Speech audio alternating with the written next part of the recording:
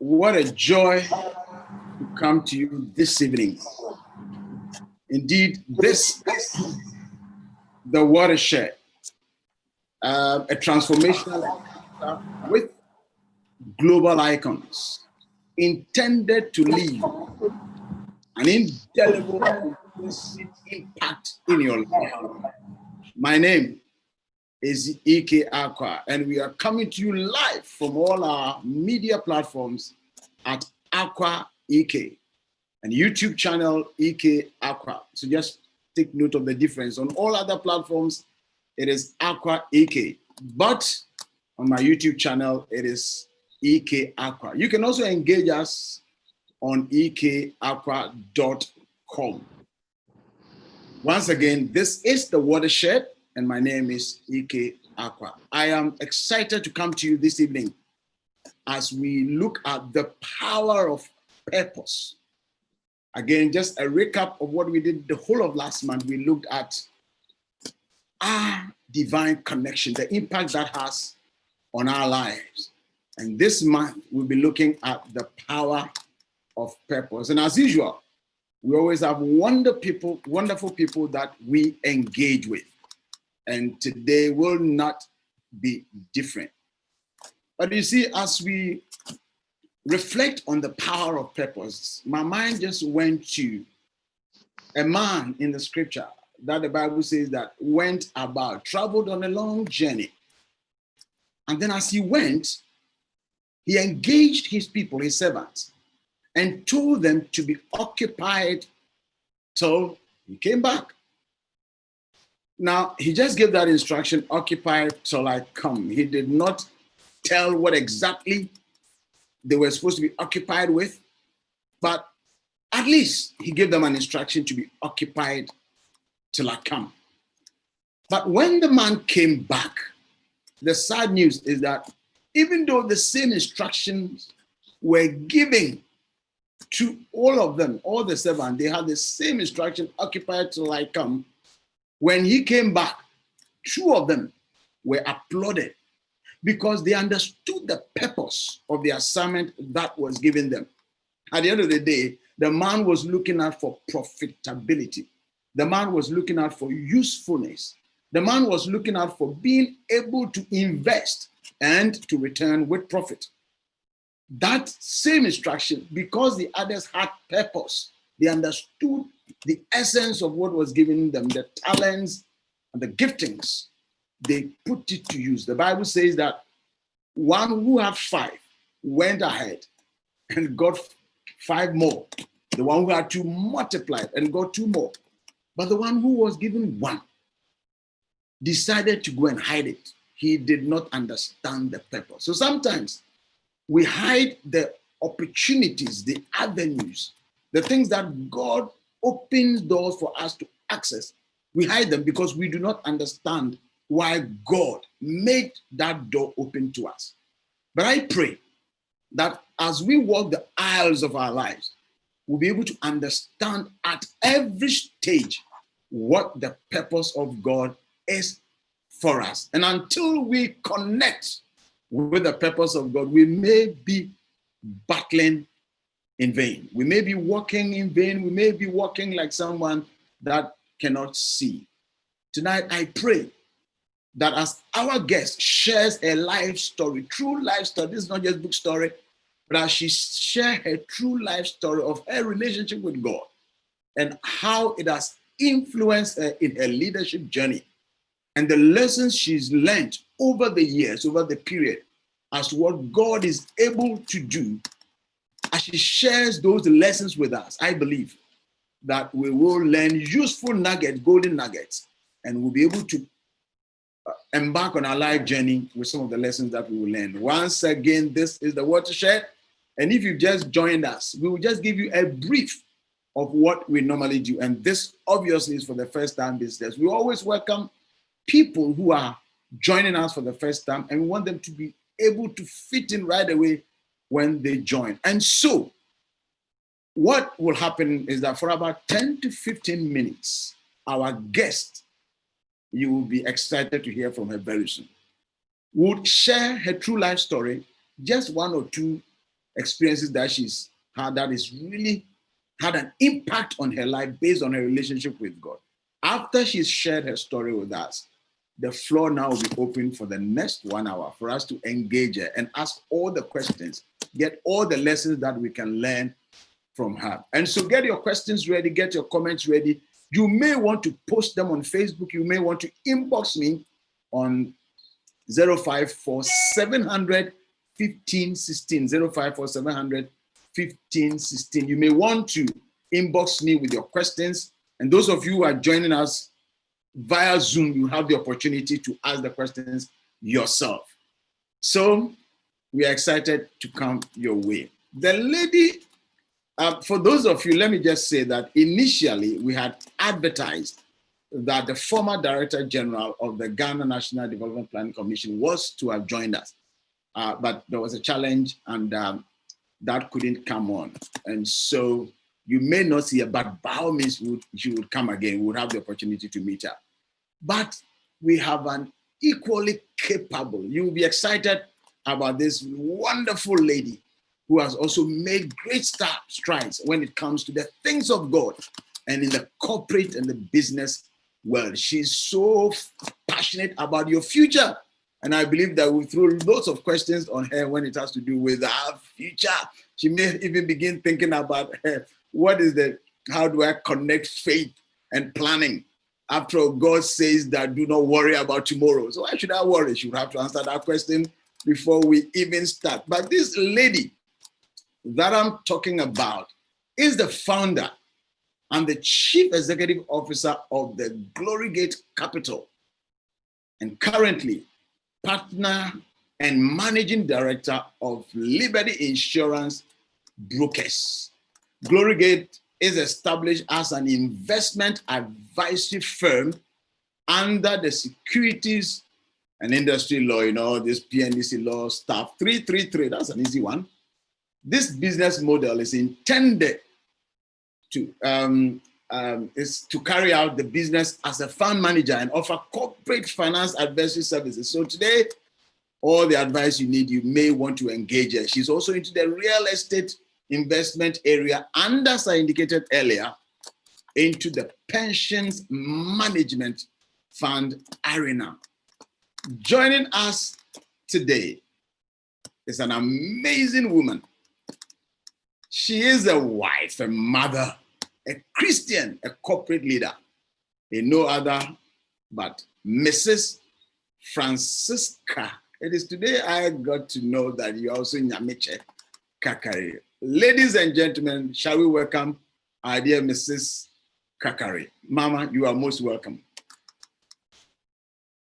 I think your microphone is off, so we didn't hear. You may want to put it on.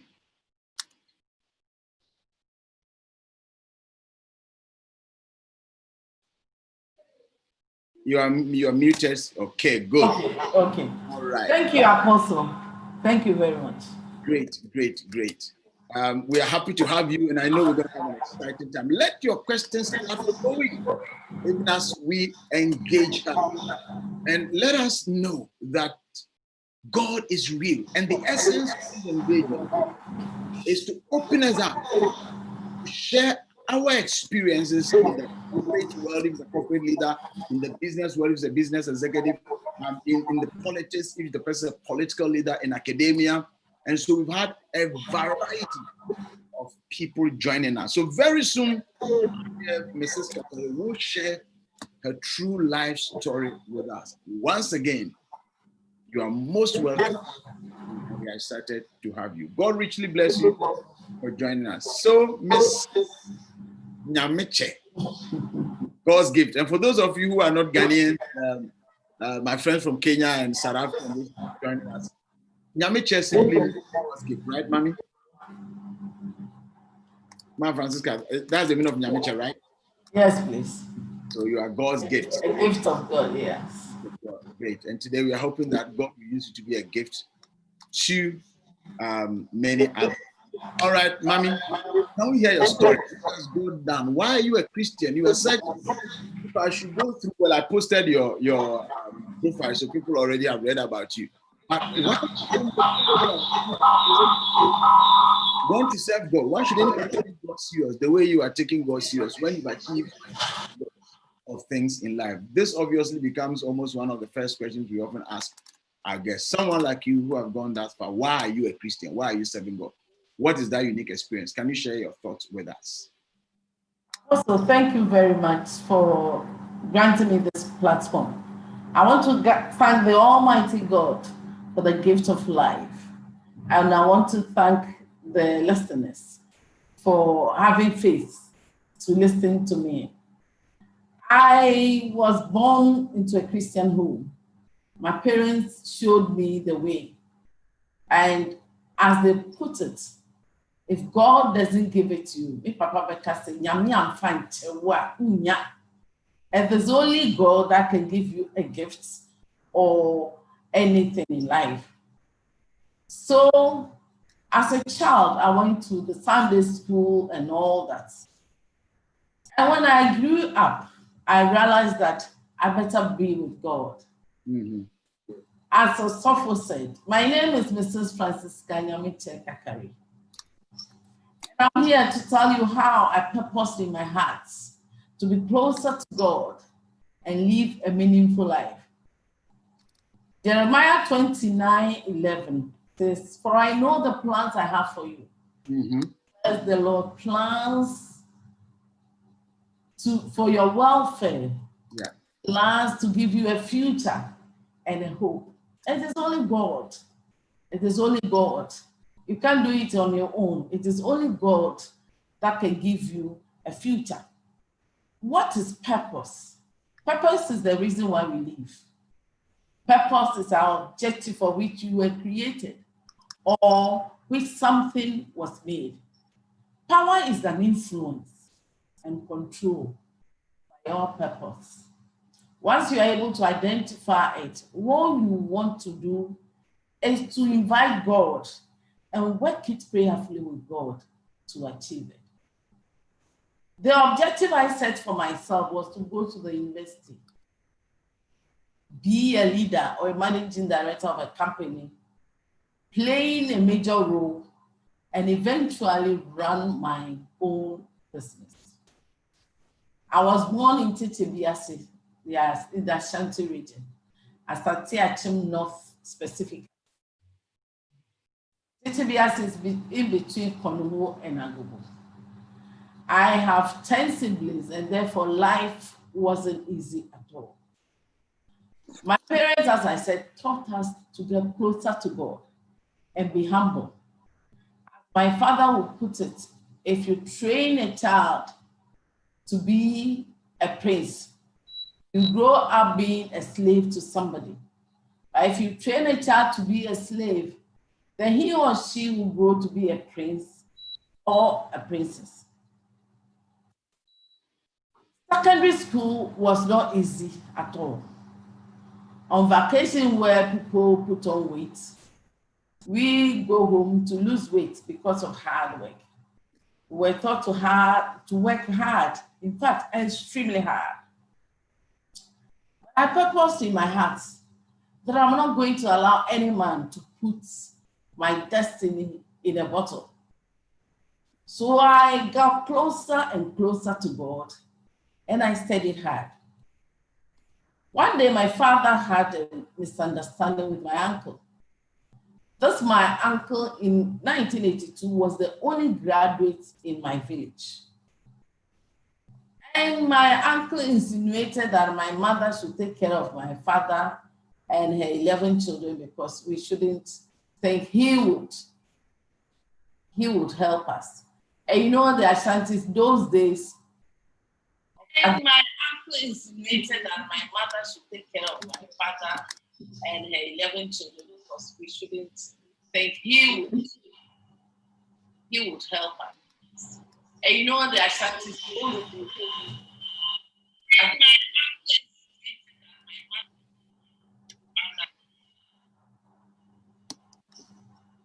Go ahead. Go ahead. So then I was challenged and I decided that I would definitely go to that university to see what is there because he was he had a good job and had money. I was in the village then, and it was even difficult to get the published newspapers. After 2 weeks, when my name has been published in the dailies as being admitted to UST, now KNUST. Yeah. I went to Konumu, and a friend, a colleague, ran to me, hugging me, Francis, congratulations. And I said, for what? He said, you've been admitted. Instead of being happy, I started crying. Why? Because how was I going to go? This school that only rich people go. This school that you need a lot of money, you need a lot of clothes and all that. How will I go? I cried from Konumu till I got to Titiviat. And then when my grandmother heard about it, she came home and she brought me 2 shoes and some old dresses of my auntie and a set of saucepans. Then she asked me, Mommy, as we sit here, should a snake show up, would you go and look for a dress to wear before you kill it? And I said, no, Grandma, I'll look for a stick to hit the head. Then she gave me a pen. And she said, this is the stick. Go and hit the head of the snake and come back home. God be with you. And I thanked her. At the university, it wasn't easy either. I had to sell eggs, exercise books, and the like to cater for myself and my siblings. Then I still have this entrepreneurial spirit in me. I kept doing small businesses while studying. So doing my national service, I was selling outboard motor parts to fishermen on the seashore. Then I met my husband, who wasn't comfortable with my trading at the time. So he asked me to look for a formal employment. I was employed at Enterprise Insurance as a trainee. By the grace of God, I worked there for 3 years. And then my husband traveled, so I had to join him to make a baby. When I came back, then I joined CD8. It wasn't long then I realized that if I really want to achieve my aim, my objective of becoming a managing director, then I have to be chartered. Without chartering, without being a chartered insurer, there's no way I was going to be a managing director. So what do? I tried the exams. It wasn't easy. The first one time I failed. I had an X. The X meant that you were lower, 5% below pass mark. The second one, then I attempted to, I passed one. I said, no, this is not on. I went back to my husband. I said, sweetheart, we need divine intervention. How do we do this? And we searched, we prayed and searched, and we realized that there was a course in the UK you could do, and out of the 10 professional courses, you'll be exempted from 7 of them. So we decided that, okay, that should be for me. We started savings. We saved and invested everything that came to us. We kept expenditure at a very minimal level. Then when we said we're ready, the fees had moved from £9,000 to £12,000. We didn't have the money. So I looked for another one, which was then 6,400, which was an MSc Financial Services Management. So let me go and do that one. I did that because the same school had a first degree, a BSc Financial Services Management, which qualified you for 6 exemptions from insurance. Not knowing the MSc, your qualification will give you exemption from rather the chartered banking. So I got there, enrolled, and got this information. And I noticed that then definitely I have to do a second one. There was the opportunity to ask for a bursary. 220 people requested for that bursary. Only 2 of us got it. But that I even got just 25%. 2 of us had 25%, 25% each. So I had to do the second master's. I now have 2 Master of Science degrees. That is the MSc Financial Services Management and MSc in Insurance and Risk Management. I came back to Metropolitan Insurance. So what next? I still have my dreams. I still have my objectives. How do I become a managing director? And the essay I wrote to get the 25%, I said after my charter status, within 5 years, I should be a managing director. So there was an opportunity at CDH, and I was employed as a deputy general manager. Within 6 months, I was confirmed as a full general manager. Then in 3 years, there was another opportunity in Glyco General. I was employed as the executive director. And in 9 months, confirmed as the managing director. So then my dream of becoming a managing director was achieved. As a managing director, that was not my end. That was not where I wanted to end. I wanted to build something for myself. And then we came together. We always discussed and we planned together. So my husband and I agreed that, okay, now I can set up a brokerage. Instead of going to hire an office, let's build something small. You can imagine 2 people who have small incomes trying to build a story building. In fact, you stand on it, when you jump, the whole building is shaking. One day, then there was another divine intervention. One fine Saturday, I was sleeping, then I overheard a gentleman having a discussion with my girls. So I came out and I asked, what is the issue? And the man said, I want your property.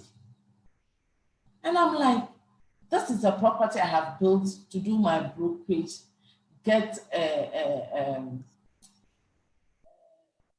salon, and also a boutique. Did you see any to rent or to lease on it? The man said, no, young lady, there was nothing like that. But have you seen this gentleman I'm working with? He's an estate agent. He took me to 2 different properties. In fact, 2 beautiful properties. Your property is not even well built. I will have to put in so much to put it in shape. But when I got here, the Spirit said, I should come for your property. The Holy Spirit said. The Holy Spirit said. Is the person a Christian?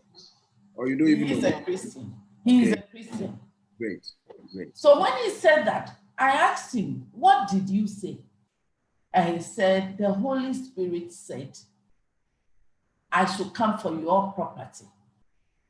I have better use for it. And he showed me another property that was being sold. And he said, you can go and buy that one and do whatever you want to do there. If you don't have the money, I will partner you to buy that property. After that one, God said I should come for it. And I said, that is, if you are saying it's God, then my husband has traveled. Let me talk to him. The long and short of it is that after 3 months negotiations, the rent, 3 years rent that was paid to us, paid for the whole property. We just added, at the time, I'm talking about 1990, we added only $20,000 to buy the new property he directed me to. They bought the property for 880 million cedis, Ghana old cedis. The rate is now 88,000 cedis. They developed it or put it in shape, strengthened it with 1.4 billion, which was now 140,000, and paid us $82,800. In fact, when I did the calculation, I realized that God had multiplied our 40 years investment by 350% just by one encounter. But then I haven't still achieved my aim. I want to be an entrepreneur. I want to set up and then employ others. Yeah. What next? The property is gone. I decided that, okay, I'll continue with my glyco work to a point. And then I realized that I may need 2 companies because having managed so many people, brokerage, I didn't need more than 3 people. It would be boring. So I applied to SEC for a fund management company. That delayed a bit. So whilst waiting for it, Downwell came along. That Mrs. Kakari, please come and help us. They gave me 2 years to take them from a negative bottom line. By the grace of God, 10 months, they were out. Sorry, I didn't get right. It took them 2 years to do what? I was given 2 years, but Downwell, they had a negative bottom line. They were making losses. Losses, okay. 2 years to bring them back to profitability. By the grace of God, within 10 months, the company was already making profits. And then I took my leave to manage the Liberty Insurance Brokers and Glorygate Capital. By the grace of God, I am now the entrepreneur I wanted to be. What is your purpose in life? First and foremost is to get closer to God. The Bible tells us that you can enter into a close relationship with God through your belief in Jesus Christ. I tell you the truth, no one can see the kingdom of God unless he is born again.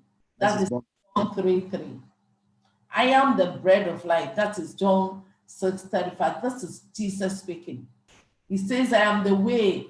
I present to you Jesus, who is able to give you power over your purpose. Accept him today and receive that power.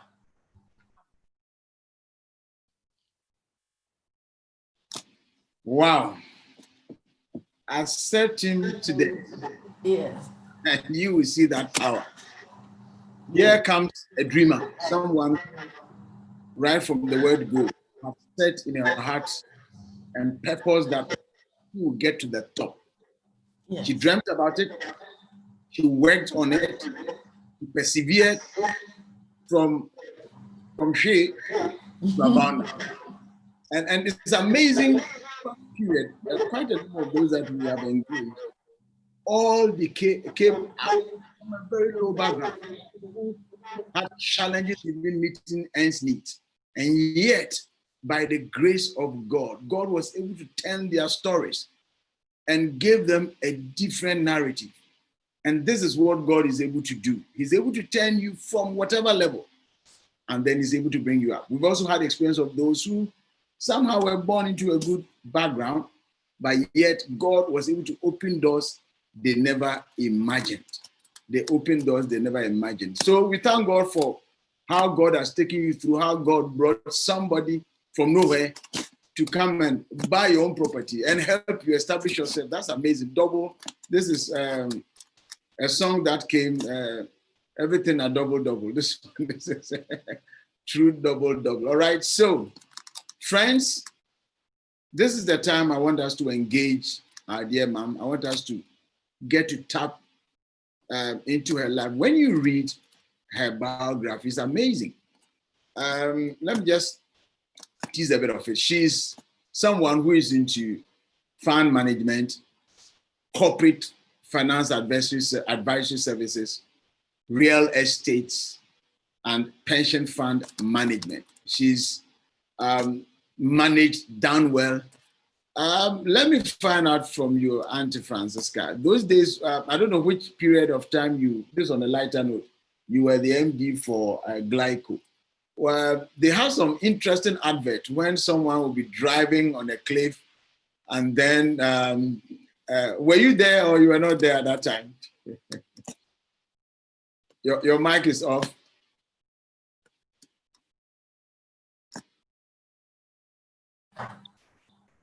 Hello. Yeah. Okay, sorry. Yeah, I was asking, there was this advert I really loved so much. Some gentleman driver who was driving on a very dangerous steep, and then the car fell, and he was screaming, ah! And then all of a sudden, were you there at that time? You know, ask the question. I was with Glyco General, and this advert was for Glyco Life. Oh, So okay. What's the difference? the life takes care of the lives of people, and the general takes care of assets and liabilities. That And is, from that advert, the impression is that glyco pushing you when there is danger, right? you see, insurance is a risk management tool, Okay. and Glyco has it all. They have the life, they have the general, they have the health, and they have the pensions. So it's a one-stop risk management group.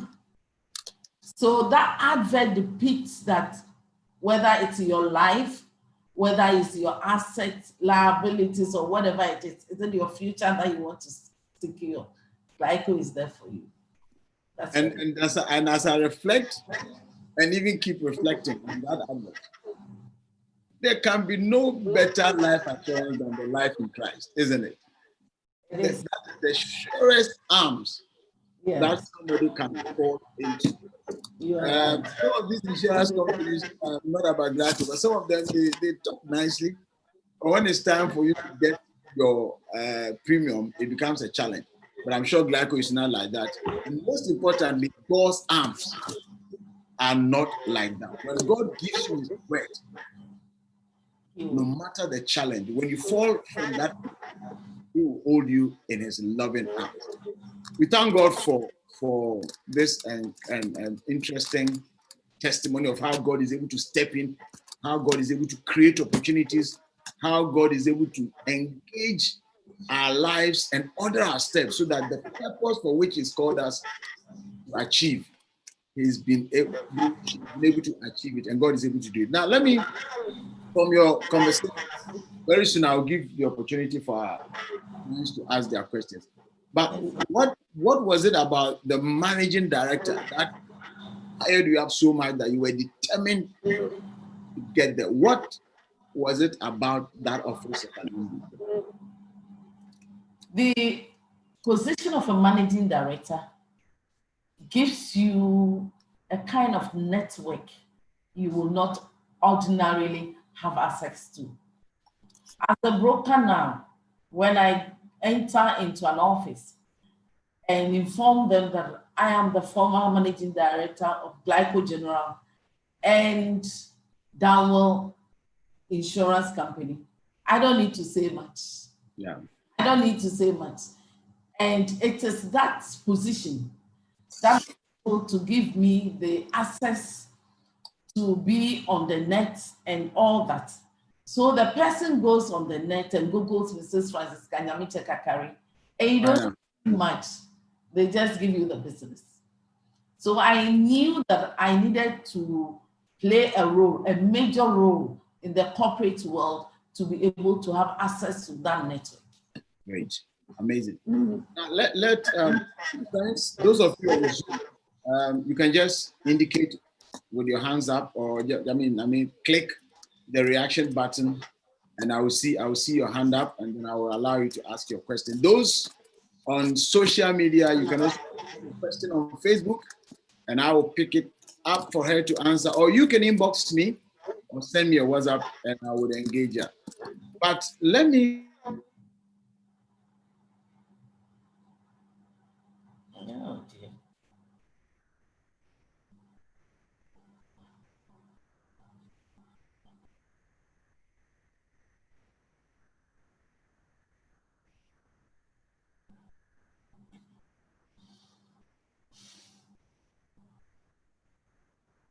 Technology.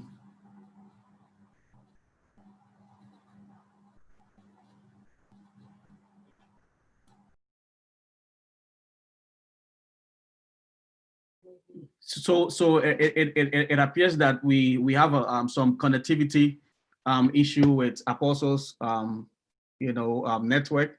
Hopefully he's back on. Apostle, you're welcome back. You are muted, Apostle. Okay. Great. And you're always good. We are doing it together. Network thing is always, I don't know why. So was my question? Did you get a question?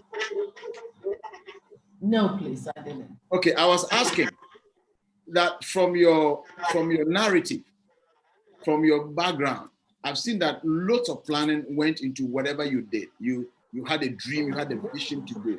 Someone would say, why should I worry myself in planning and planning and planning?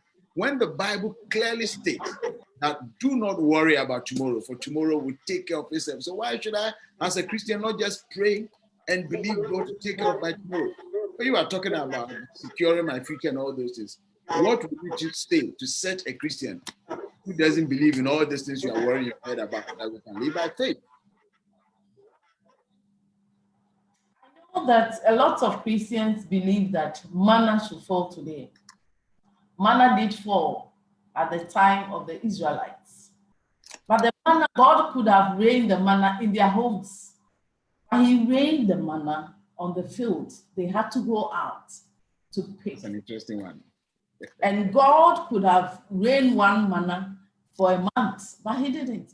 He rained fresh manna every day.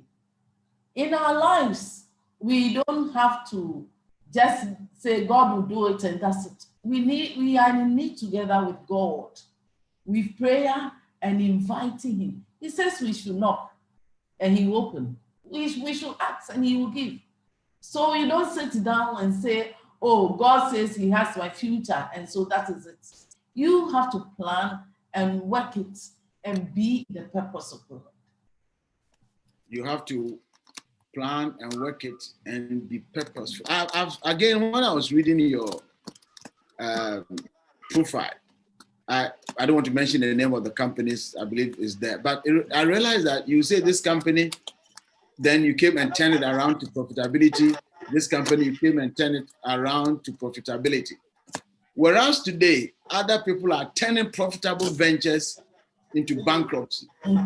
What marks you out? What is that factor, one or two factor that makes you capable of turning companies, and these are big companies, these are not just small companies we're talking about here. What is that uniqueness? And what lesson can we learn from there? Two things I realized is that for costs, there are some costs you can never do anything about.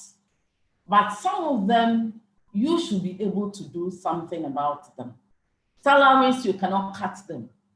But if CEOs have to, let's say, have drinks in their fridge or anything like that, those costs can be cut. If CEOs should have unlimited fuel and all that, those costs can be cut.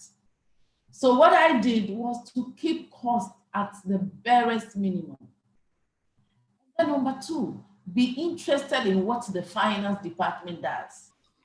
The financials. Interested in what? The finance department, what the finance department does. Okay.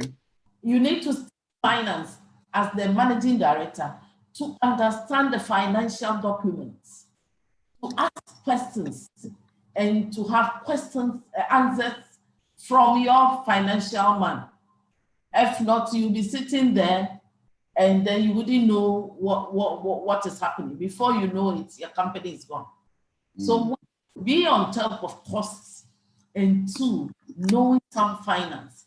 Even though you might be a technical person, you should be interested in what the finance department does with the money and how the expenditures are presented. Those are the two major things. Apart from the God factor, where you always pray for God's intervention and insights. Insight, because if God doesn't reveal to you, people will really mess you up and you wouldn't know what is happening in the company.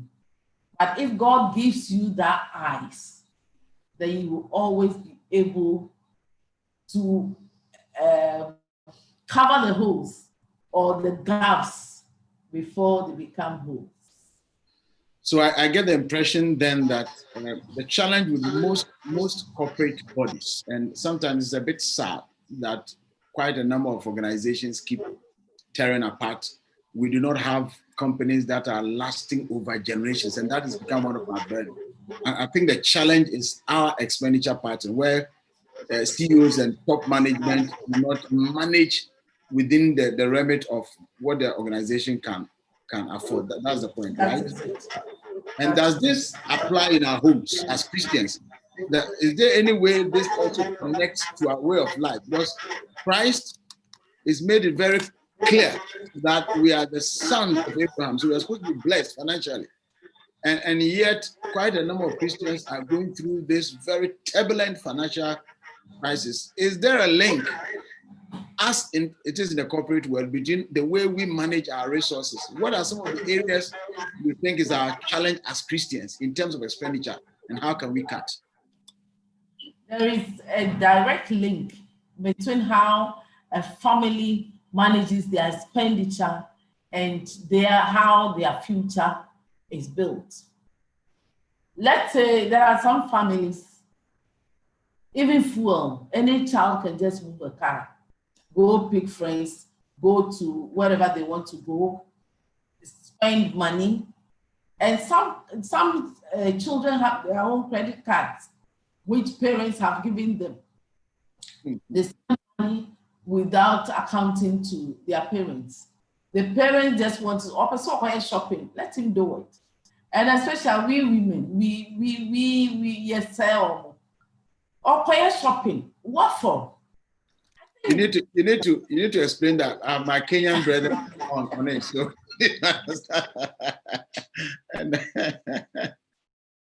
I'm saying that women like spoiling children. She wants to shop, so allow him or her to go and shop. There's no budget, there's nothing.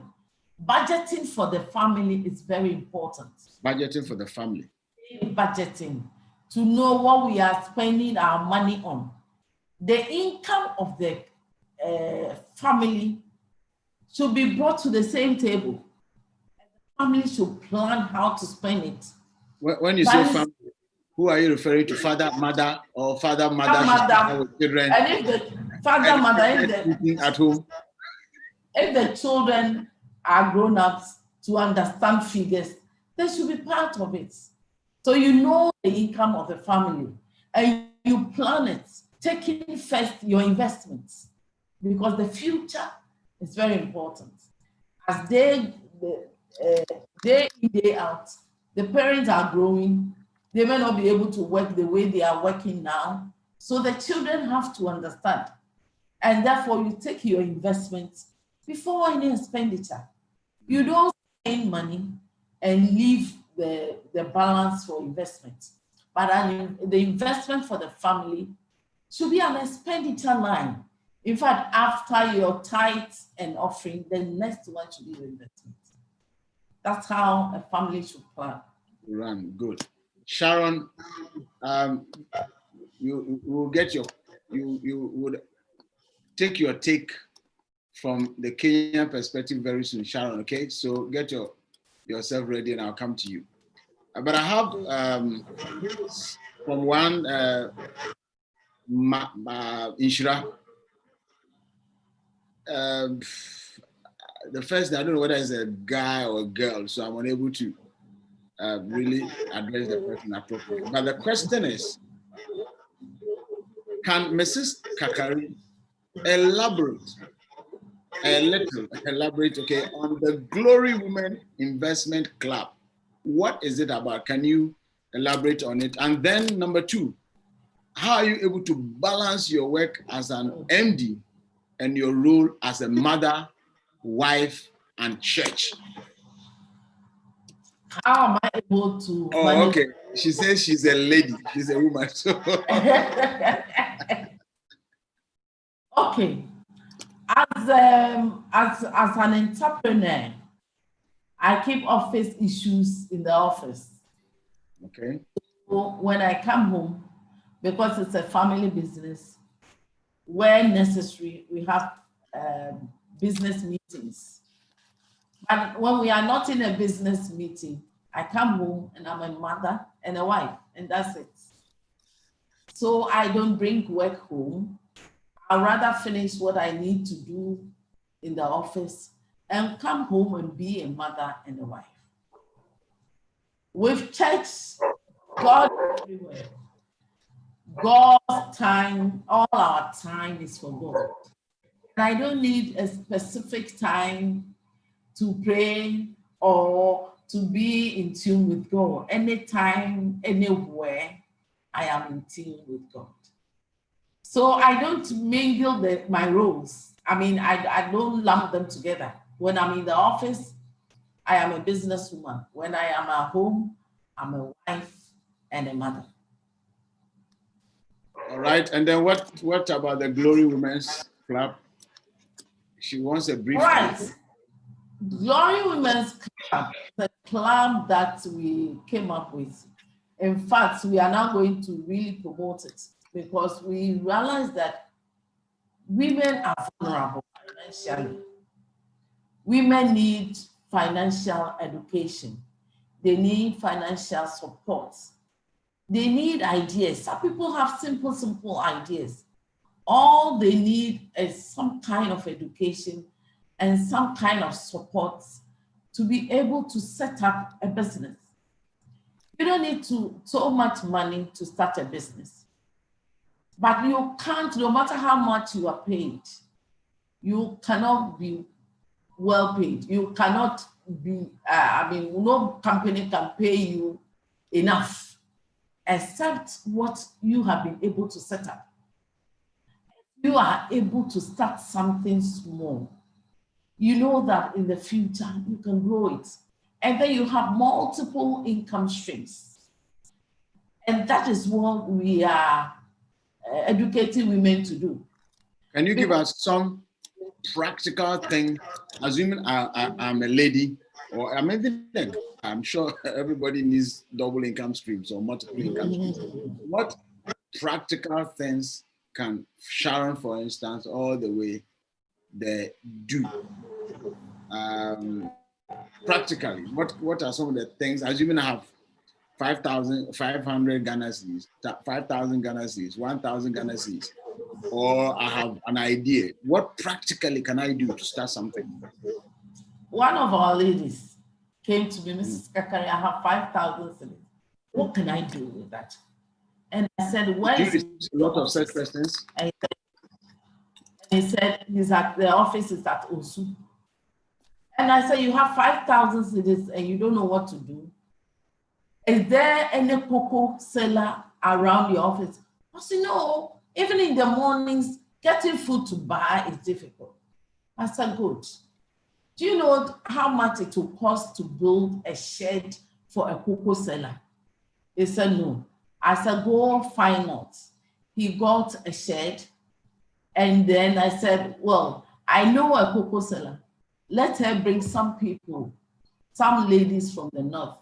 Let's train them and let them start selling. Now he has 3 cocoa selling points. Wow. There's somebody, all she needed was 500 cedis to start selling fruits. She doesn't sell only fruits now. She makes the juices. She has the blend. 500 cedis. 500 cedis to start selling fruits. In fact, the person started with the 500 cedis. And now she's paid her 500 cedis. She does the juices at the point. She has a way of connecting electricity to the small kiosk where she is. And in the evening, it's a queue. People go there just for her to blend the mango, blend the watermelon and all that. So it's simple ideas.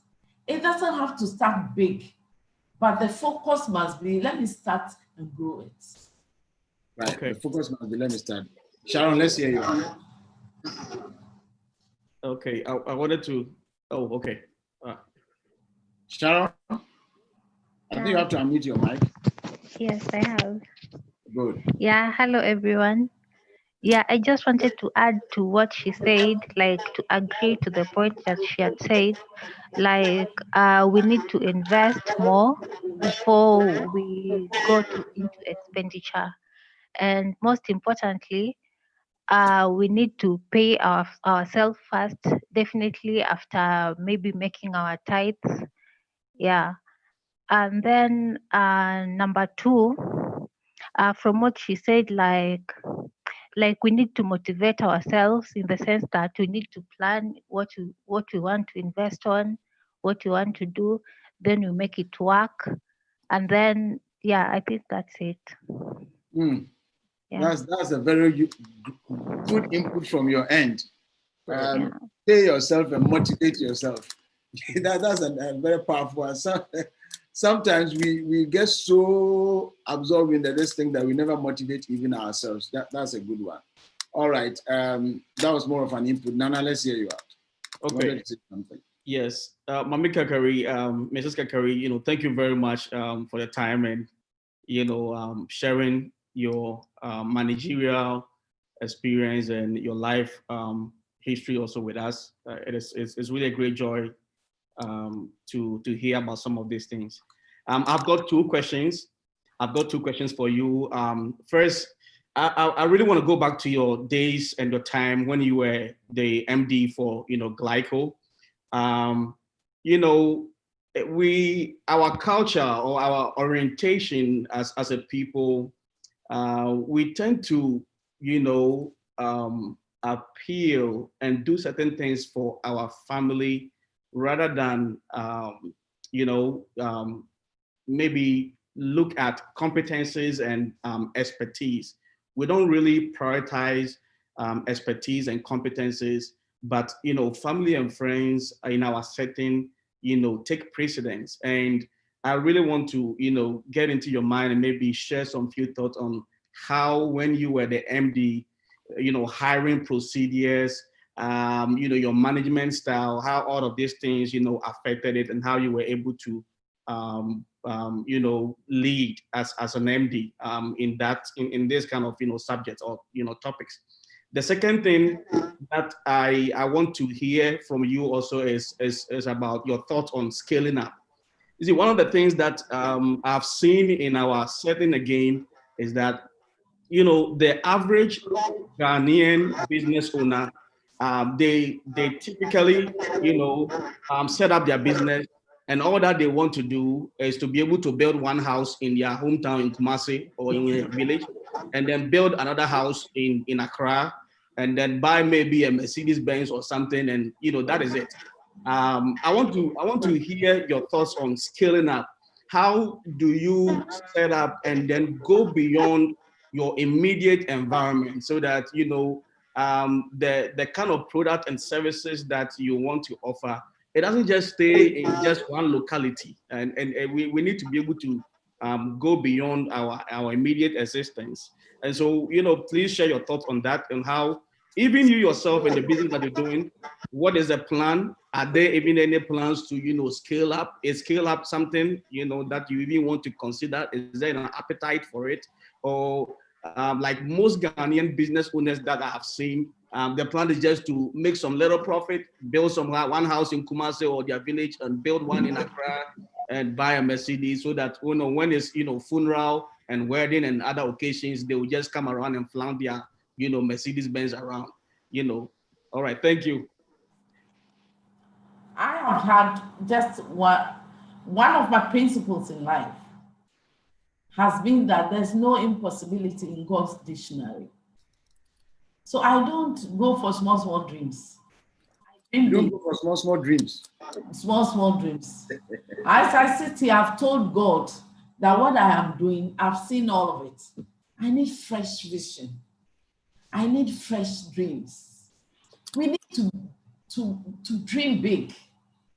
You see, for whom much is given, much is required. Looking at yourself, the skills, the talent, how God has been there for you. Look at my background. Nobody would have thought I could get to where I am. And I acknowledge that it is just the sheer grace of God. And this same God says with him, all things are possible. Right. So I don't do small dreams. I don't. With recruitment, you have to look for somebody who can do the job. Mm-hmm. Somebody who is looking for salary. It doesn't matter whether the person is a family member or even your child. If they can't do the job, they can't do it. Look for the people who can do the job and give you results at the end of the day. That is the only way you can build a company. All right. Quite a number of questions coming, but I would prefer that Ishira ask the question herself. So Ishira, let's hear you out. All right, sir. Thank you very much. I wanted to ask, as a woman, how were you able to manage in a male-dominated environment like insurance? Thank you. Thank you very much. I remember in one of my interviews, this was the main subject. And I said, for me, it is the men who put me in the position I was. Men are men wherever they are. They demand respect. What word did I use? I said they demand it. Give them their respect and you will get whatever you want from them. Mm. It applies in the office. They will do all the work for them once you give them the respect due them. It doesn't mean you won't be strong. You'll be strong when necessary, but don't lord it over them. One of my colleague MDs who was my boss actually, I one day confronted her and I asked her, how did I chinchina, sir? I said, because you are a woman. Chinchina meaning she wasn't flexible, very rigid. I said, you are too rigid. Be flexible and let the guys do the work for you. So it is the women. If you allow yourself and let them know that they are not competitors, they are there to support you. Mm. Respect them and let them do the work for you. Amazing. Amazing. All right. That's a good one. Men are men everywhere, women are women everywhere. Let's just treat each other the way God has made us, and you can rise to whichever level God wants a woman to. All right, Lennon, Glover, let's hear you out.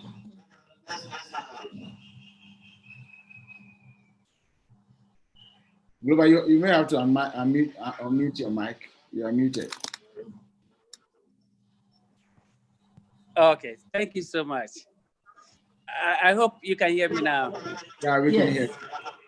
All right. So I would like to ask how she managed the beginning of the business, especially being able to pay herself and then pay staff. What is the right proportion of salary as she allocates for herself, and then how does she manage, because revenue will determine how well you're able to, scale your salary with yourself and your staff.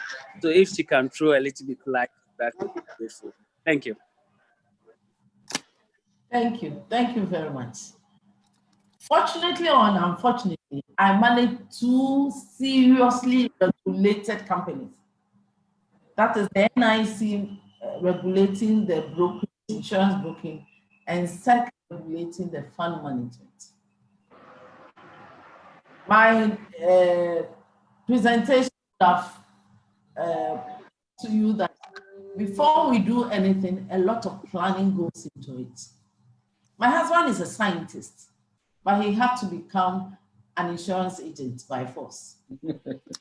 Because before we set up an insurance brokerage firm, I needed 2 principal officers.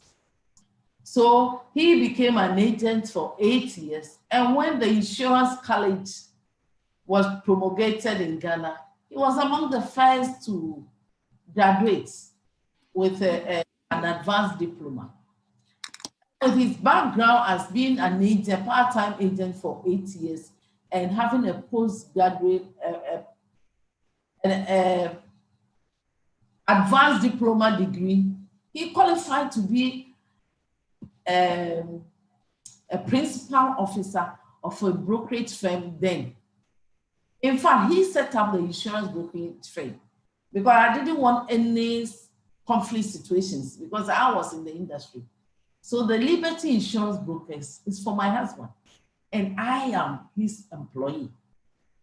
Before I came, husband, owner, wife, employee. How does that relationship work? You will come to that, so don't forget your thoughts.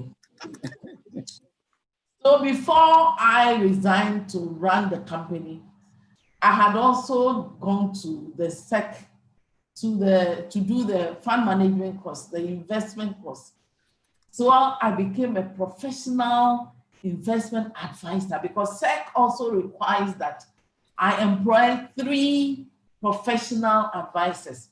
Why am I stressing on that? Because once the person is a professional, it comes with cost. If I don't do the course myself, I employ somebody. In fact, at the time, they were very expensive.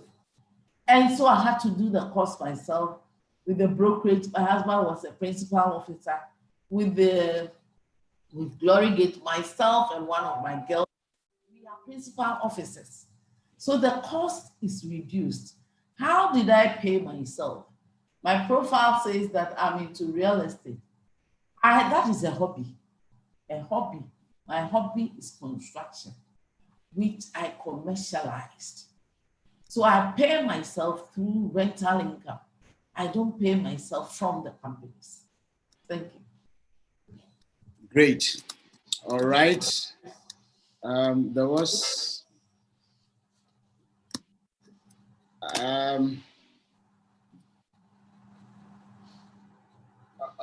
Elder, will you want to ask your question or tell you? Will you want to? I'll prefer you ask your question yourself.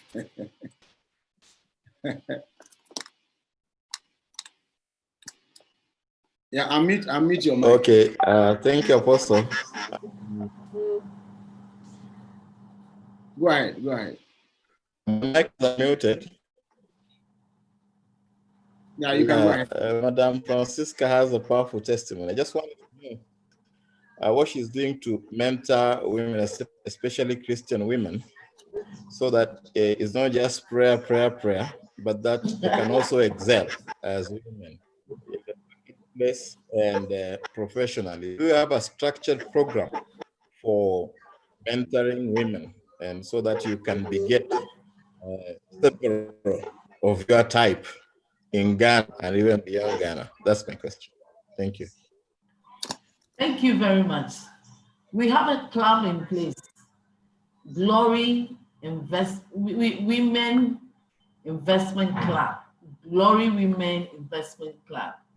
Very soon we'll promote it on social media and let people join, where there will be mentors and mentees. Whatever business you want to do, whatever sector you are in, there will be a mentor to mentor you. And very soon you will hear from us. At the moment, we are doing it on a quiet note, but very soon we will be on social media. Right. Your profile indicates you are into risk management. I have, when in my youthful years, I was a bit young then, not now.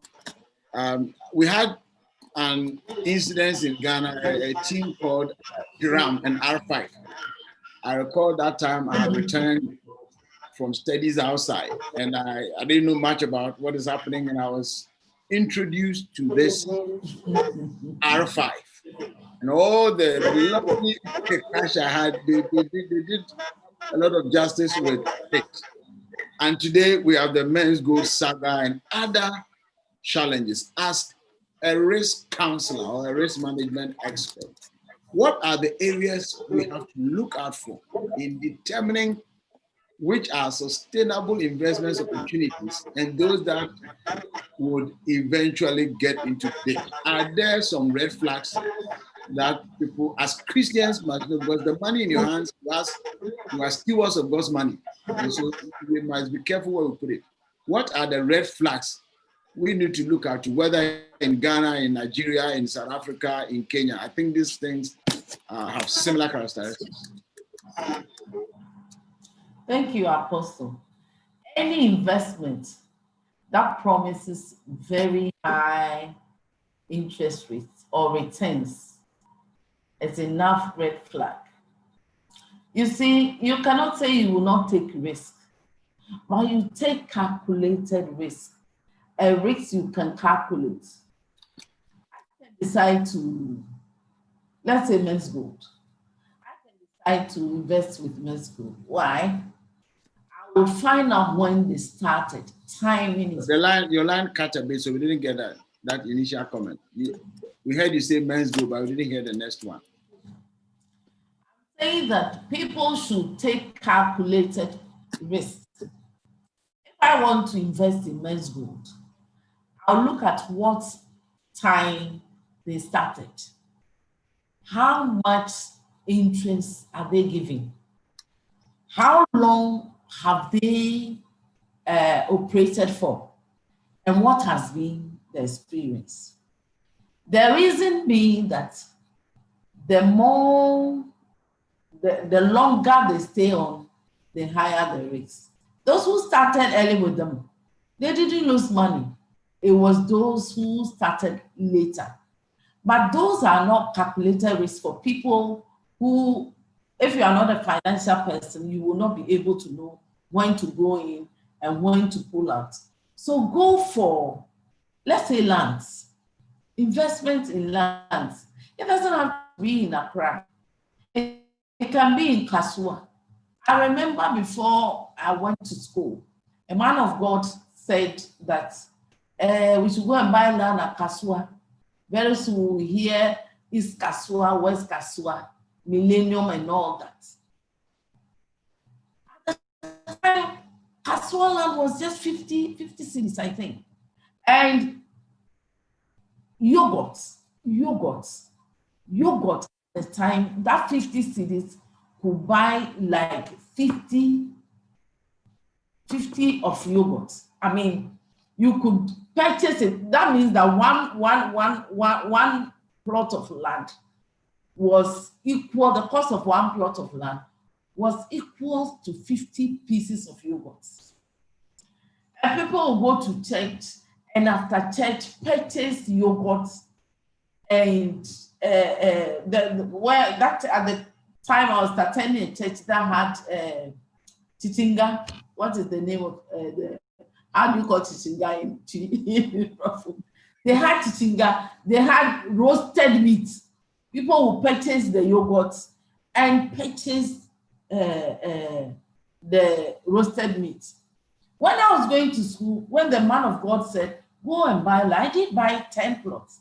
And that was part of what I sold to the other investment to go to school. People should be ready to take calculated risks. You see, the most important thing is don't consume all that you need. How can we not consume what we make when the thing is about almost month? We have people in Ghana whose salary, I don't know about other nations, whose salary is about 300 Ghana cedis or 400 Ghana cedis. And you keep telling us that don't consume everything. How do I manage 200? How do I manage 300? How do I manage 500?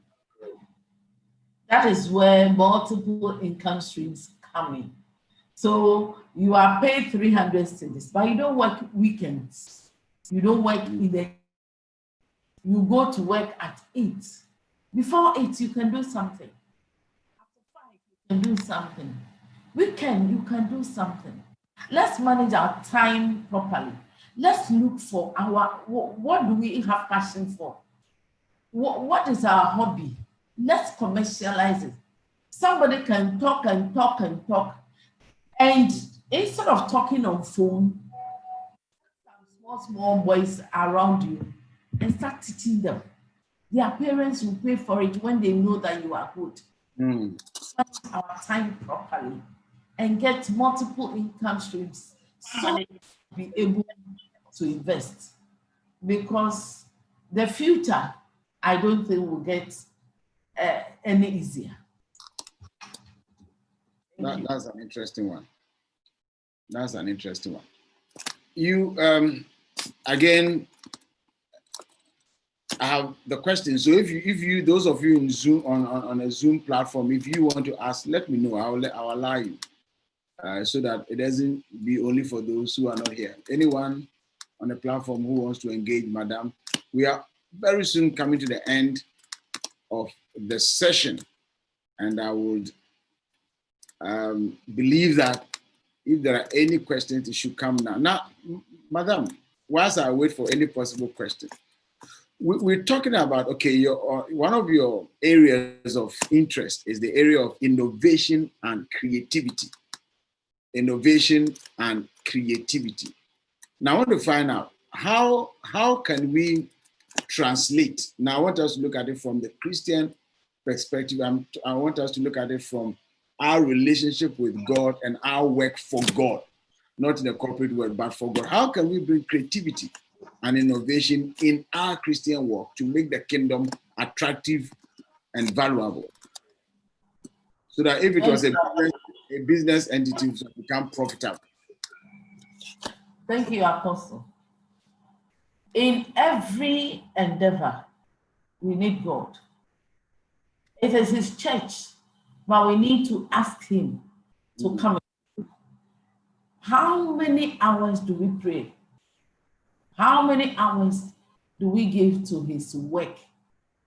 How many times do we go to Him to ask Him, Father, this is your work. What will you have me do? Most of us sit in our homes, read our Bible, and that's it. We don't even wait for God to speak to us. We have to create time, make time for God and hear from Him. That is the only way we will grow any endeavor, including church. So apart from praying and seeking the face of God, what are some innovative or creative that comes to your mind from, let's say, a business executive? Is there anything that comes to your mind that the corporate world, if you want to be competitive, these are some of the things you do. So when you translate that into the church or into Christianity, if I want to evangelize or if I want to win somebody, just as Black want to convince me to come and invest in their pensions fund or whatever. What are some of these principles that can be applied in our Christian work when it comes to evangelism, when it comes to saving our souls? How can we apply? I don't know whether I'm clear with that one. Yes, we know what God wants us to do. That is to bring souls to His kingdom. Yeah. He didn't say we are using our strengths. It is Him Himself who will bring the souls.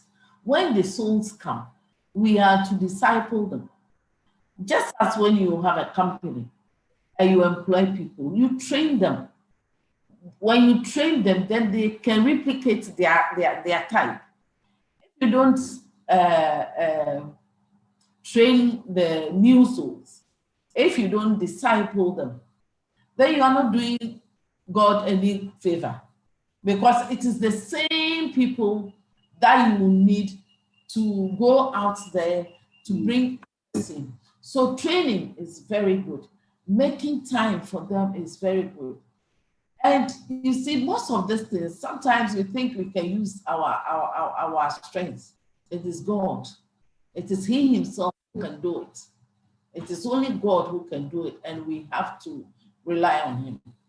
It's only God who can do it, and to rely on Him. Very soon, the curtains will have to be drawn down. And before we draw the curtains down, two things I'll request of you. Can you tell me maybe one or two keys that have you've learned over the years that has become your pivot in life? Two important principles that you live your life by or with. And then, as we bring the discussion to an end, at the end of all this thing, if somebody is an MD like you, somebody is a chief executive of a company, somebody is aspiring to be an MD, somebody is a manager, somebody is a political leader, somebody is a business executive, people with influence, what will you tell them when it comes to the need for them? What will be the reason for any of such persons to give their life to Jesus Christ? So first of all, just two lessons you've learned in life, which has really helped you, which has become your guiding principle that we can learn from. And second, why should anybody like you, as we conclude, give his or her life to Jesus? As I said, one of my principles that with God, there's no impossibility. So Great. soar with God. And the two is that it is only God that can take you wherever you want to be. Without the God factor, you are nobody.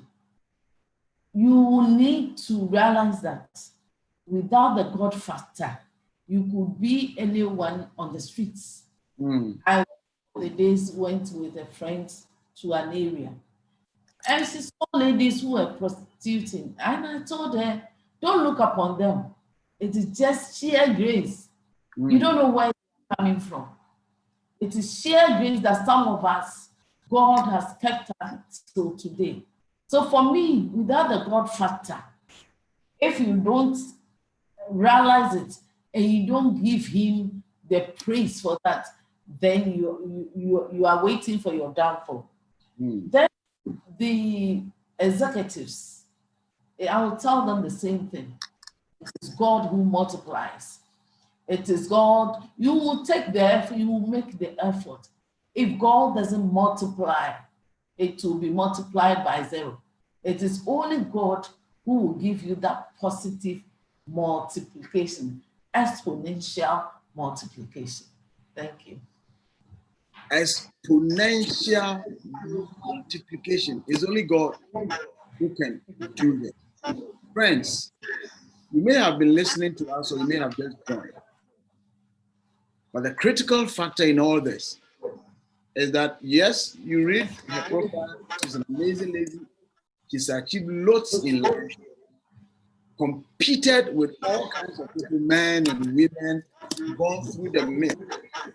But if you listen to her carefully, even when I push her to other areas, she will come back the God factor. And that is the truism, that it doesn't matter where you've gotten to.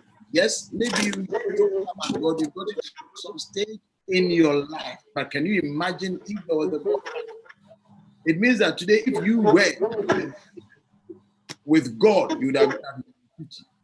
That is what God is able to do. He's able to add grace. He's able to add opportunities. He's able to open you up to more blessings.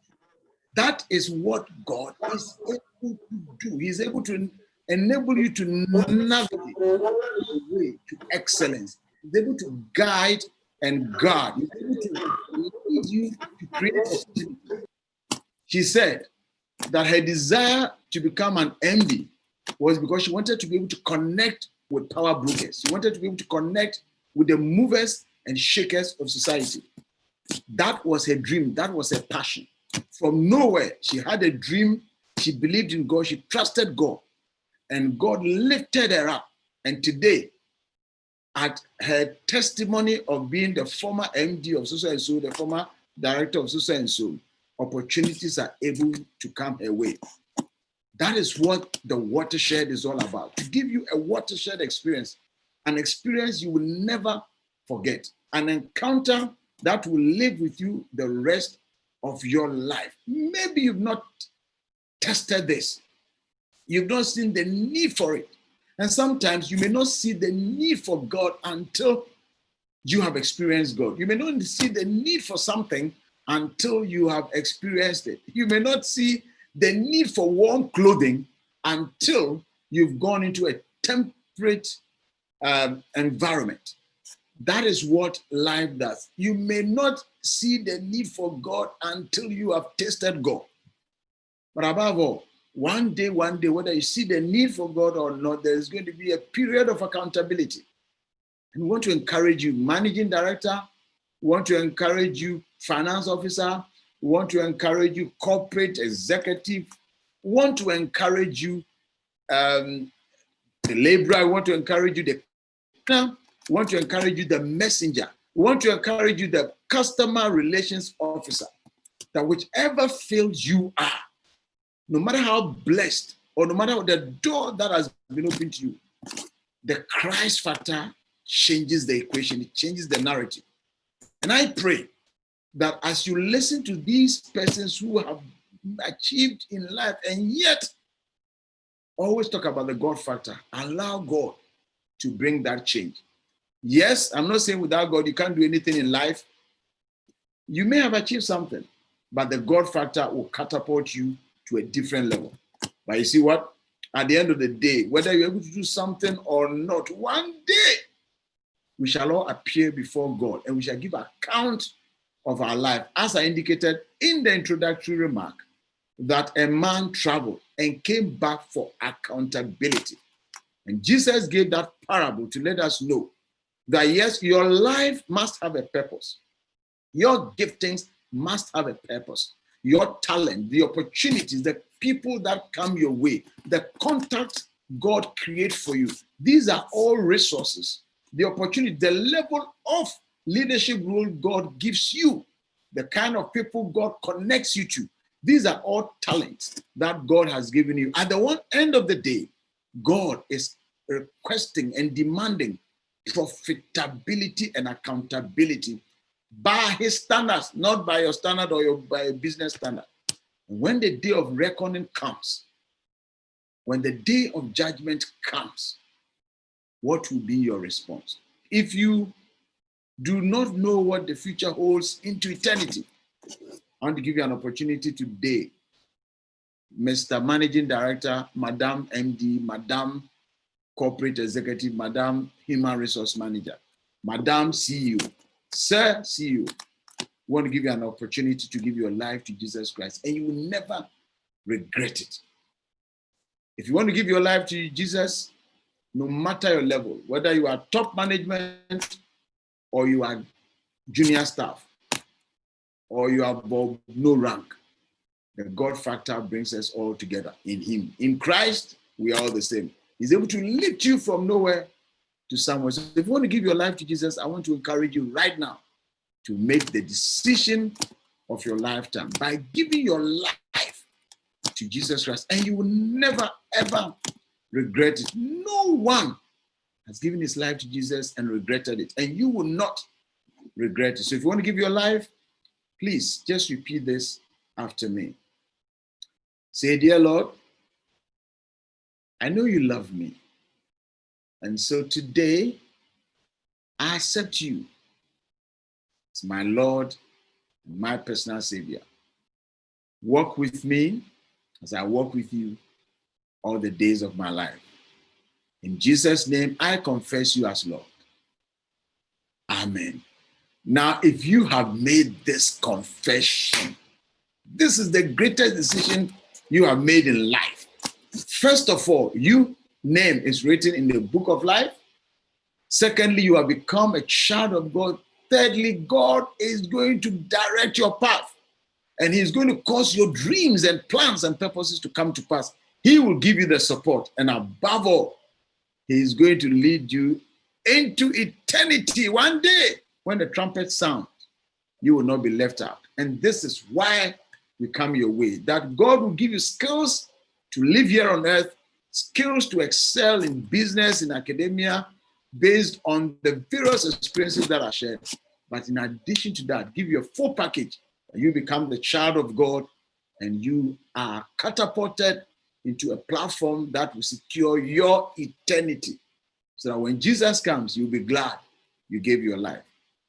Until we meet again, we want to thank our dear Mama Francisca Nyameche Kakari for coming. Mom, We are most grateful, and we're hoping that your testimony will be a blessing. The lessons you shared with us will change somebody's destiny forever. And I pray that God will open doors. Yes, you are still young, even though I know you are not young, but you are young, and I'm trusting that God will open more doors, more opportunities for you, so that even in your old age, you be fruitful and still be productive, and you birth not only biological children, but more importantly to other children of influence that you have met. May your legacy live on, may your impact live on. And for those of you who also joined us, thank you for joining us. We are grateful. I pray that God will open doors for you. Mom, thank you so much for coming. Thank you. Friends, we're going to come your way next week. And next week, we have Mark Hodgetts from South Africa connecting with us. And then Apostle Fiapo all the way from Kenya also connecting with us. So next we're going to have two great men of God. Engage them. These are people different racial backgrounds connect with us.